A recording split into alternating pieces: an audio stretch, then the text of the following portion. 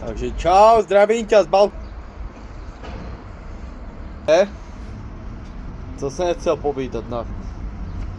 Tak co mi ide tak teraz trochu hlavu, že ľudia majú tendenciu si hovoriť, že alebo mluviť mužovi po česky, že budú šťastní nebo budú spokojní, až získam to, až budú mít to, až uplyne tá doba, až budú mít to lepší nebo samostatné bydlení,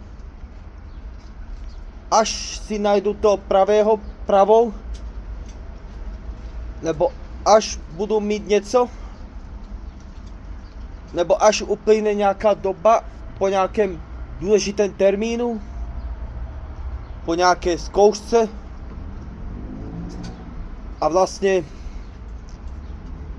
sociální sítě, média hodně tlačí na toto, protože tam jsou všichni, že je dokonalí, perfektní. Pak máme těch influencerů, celebrity,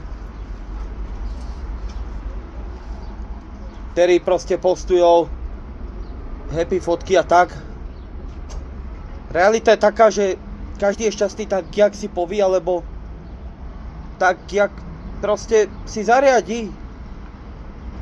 A ešte bych povedal jedno, že v dnešnej dobe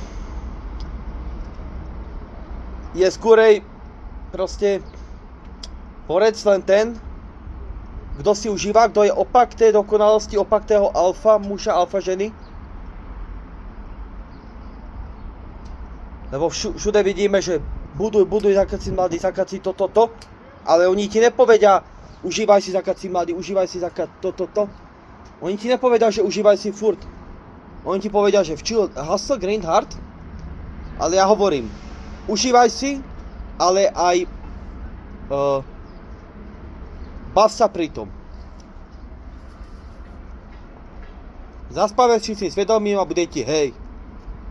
Majte sa krásne, čau.